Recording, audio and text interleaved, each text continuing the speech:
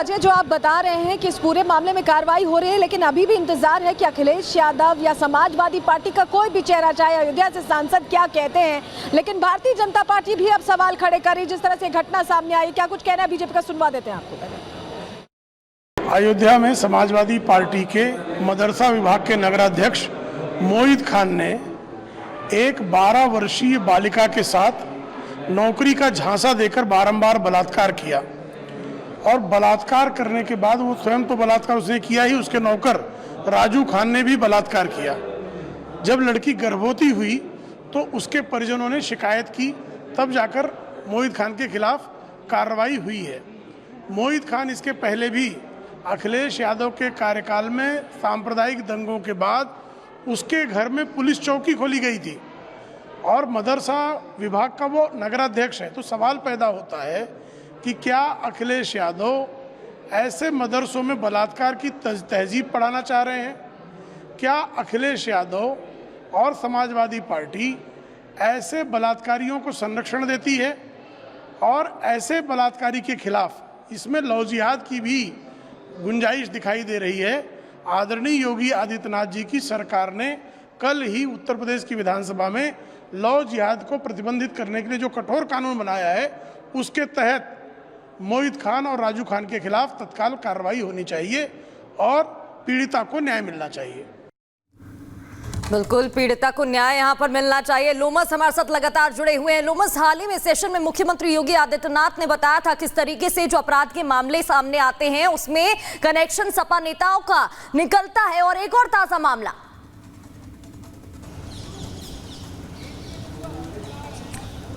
सही बात है। और आपने देखा होगा कि जहां पर मुख्यमंत्री लगातार ही कार्रवाई करते हुए नजर आ रहे हैं, लेकिन इस तरह के जब मामले निकल करके सामने आते हैं तो वो पूरी तरीके से दिल को झकझोर करके रख देती है। और साथ ही जब ऐसा मामला अयोध्या नगरी में निकल करके सामने आए तो लोगों को पहले तो विश्वास ही नहीं होता है कि इस तरह की घटनाक्रम को अंजाम एक नेता के द्वारा दिया जाता है कि लंबे समय तक एक बच्ची का शोषण करता है। और जब मामले का खुलासा होता है तो उसे कहा जाता है, उसके परिवारों को कहा जाता है कि आप 2000 रुपये ले लीजिए और केस को पूरी तरीके से रफा दफा कर दीजिए।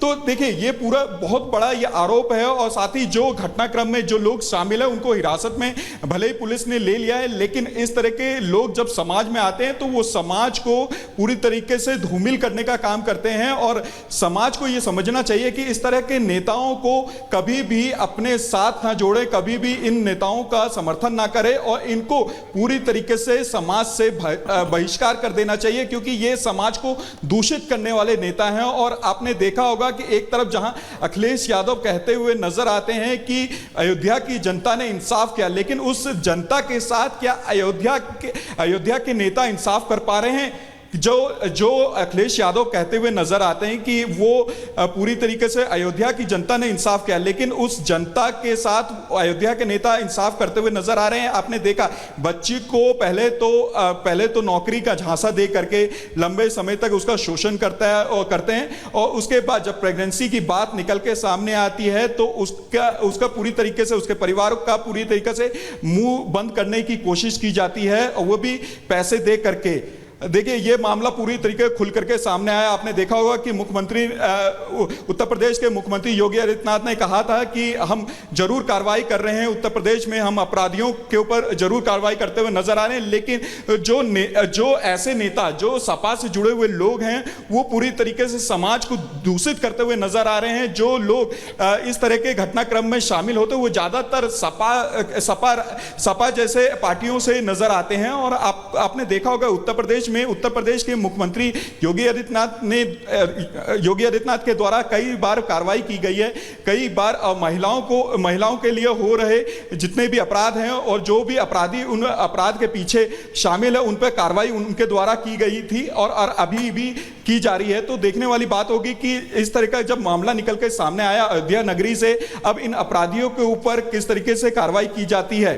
जी तो कार्रवाई क्या की जाती है देखने वाली बात होगी। सीधे रुक करते हैं अजय का। अजय, अगर सुन रहे हैं आप मेरी आवाज तो जरा देखिए, समाजवादी पार्टी की ओर से जब हम बात करते हैं लोमस, तो लोमस जिस तरीके से आसपास के इलाके के लोग हैं वो क्या कुछ कह रहे हैं, क्या उन्हें इस बात की जानकारी पहले थी या पहले जब पुलिस ने कार्रवाई की तो इस बात की जानकारी उन्हें मिल पाई है? साथ ही साथ समाजवादी पार्टी के जो नेता है मोहित खान, इनका इतिहास क्या है, जरा काम क्या करते हैं, घर का इनका जानकारी दीजिए।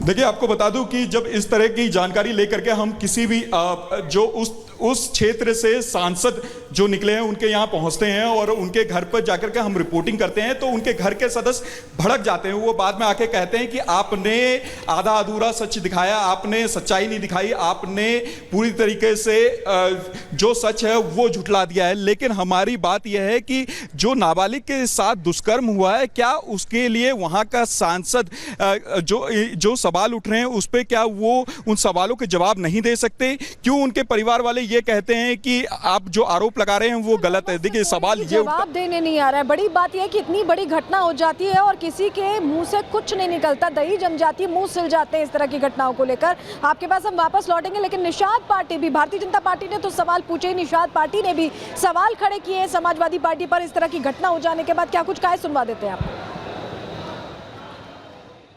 लोगों का प्रयास था कि जो मेन मुजरिम है पैसा वाला है, वो समाजवादी पार्टी से संरक्षण में पल रहा है, उसको लोग बचाने के लिए पैसे के भी लालच दे रहे थे। लेकिन हम कहना चाहते हैं 12-13 साल की जो लड़की है उसके साथ दुष्कर्म हुआ, उसकी वीडियो बनाकर जिस तरीके से उसको प्रसारित किया गया वो अपने समुदाय में, ये जघन्य अपराध है। मैं समाजवादी पार्टी के जो तमाम नेता हैं जो अपनी पीडीए की बात करते हैं, मैं भी अगर उस पीडीए में आता हूं, हमारा समुदाय ने समाजवादी को अक्सर करके बहुत बहुसंख्या में वोट इस बार दे दिया है गलती से। आज देखिए पीड़ित है, तो मैं पीडीए आज जो है यहाँ अवधेश प्रसाद जी हो, पीडीए की बात करते हैं, अयोध्या की बात करते हैं, जनमानस की बात करते हैं, चाहे राशिद खान हो जिनके संरक्षण में आज ये गुंडई हो रही, लगातार हो रही। जब से सांसद यहाँ जीते हैं लगातार हमारे समाज का शोषण हो रहा है। तो मैं कहना चाहता हूँ योगी महाराज से कि इनको जो अवैध जमीन कब्जा किए हैं, पहले तो सबसे पहले इनके बुलडोजर चलाकर इनको गिराना चाहिए। अगर नहीं गिराते हैं तो हम लोग आंदोलन करने पे बाध्य होंगे, निषाद पार्टी के जिला अध्यक्ष होने के नाते। और अभी हमारे तमाम कार्यकर्ता पदाधिकारी पूरे जिले के इकट्ठा हो रहे हैं। प्रशासन से हम हमेशा उम्मीद रखते हैं, हम लोग प्रशासन को सहयोग करते हैं। प्रशासन से सहयोग अगर करते हैं तो प्रशासन से सहयोग चाहिए, जितना जल्दी हो सके उसको गिरफ्तार करके, उसको पकड़ के, उसको साथी के जो उनको संरक्षण कर रहे हैं उनको भी पकड़ के जेल में बंद किया जाए। तो ये तमाम प्रतिक्रियाएं भी आपको सुनवा रहे हैं। लोगों का गुस्सा अब सामने साफ तौर पर आ रहा है। लोमस, जब हम एक नेता की बात करते हैं, जनप्रतिनिधि की बात करते हैं, तो कहीं ना कहीं लोग उनसे प्रेरणा लेते हैं, वो लोगों तक सही संदेश पहुंचाने का काम करते हैं, लोगों के लिए काम करते हैं। और यहाँ तो खुद नेता अपराध में शामिल है। बिल्कुल आपने सही कहा कि यहाँ पे नेता खुद अपराध में शामिल है। और हालांकि जो समाज है और समाज के विकास की जिम्मेदारी जिस नेता पे होती है, जिसके कंधे पे होती है, अगर वही लोगों को परेशान करता है, वही महिलाओं का सम्मान नहीं करता, वही महिलाओं का शोषण करता है, तो आम व्यक्ति किस पे भरोसा करे, आम व्यक्ति किसको अपनी परेशानी बताए। आपने देखा कि एक नाबालिग लड़की को नौकरी का झांसा दे करके लंबे समय तक उसका शोषण किया गया, और वो भी एक सपा नेता के द्वारा। उस बच्ची को एक उम्मीद होगी कि आज नहीं तो कल मुझे एक नौकरी मिलेगी जिससे मैं अपने घर का पेट चला सकूं, लेकिन उसके साथ ये शोषण किया जाता है। और शोषण करने के बाद वो जब गर्भवती हो जाती है तो इस पूरे मामले को रफा दफा करने के लिए सपा नेता के द्वारा 2000 रुपए उसके परिवार को दिया जाता है। आप समझ सकते हैं ये समाज में ऐसे लोग पूरी तरीके से गंदगी फैलाते। बता रहे हैं किस तरह के हालात बने, और